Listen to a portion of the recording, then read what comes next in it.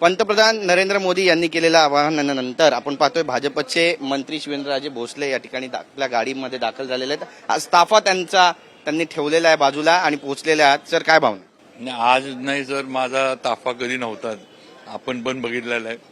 आणि एकतर मी आता पण सांगितलं, मी कधी कॉन्वॉय मागितले पण नव्हते आणि माझ्याकडे कधी नव्हता पण। एकच जी इथं मुंबईत गाडी असायची ती पण पंतप्रधानांच्या आणि सीएम साहेबांच्या याच्यानंतर ती पण गाडी सोडून दिलेली। आणि जी गाडी मी वापरतो ती हायब्रिड इनोव्हा आहे, त्यामुळे त्यात इलेक्ट्रिक आणि हे दोन्हीचं त्याच्यात आहे।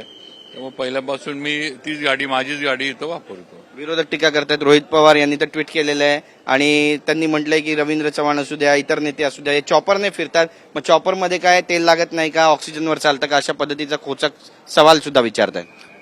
आता कुठं महत्वाचे कार्यक्रम वगैरे असले तेवढ्यासाठी अगदीच प्रत्येक गोष्टीवरच हे कसं ते कसं, हे विरोधकांचं काम असतं। ते काय त्यांना टीका करणं किंवा कुठंतरी काहीतरी करण्याशिवाय पर्याय नाही। पण युद्धाच्या गंभीर परिणामांना आपल्याला सामोरं जावं लागेल येत्या दिवसात। की आता युद्धाचे परिणाम तर जगभरामध्ये सगळीकडेच होतात आणि आपल्याला पण जरा त्याचे परिणाम भारतावर पण होणार आहेत। शेवटी ही अनिवार्य गोष्ट आहे युद्धाचं सगळे।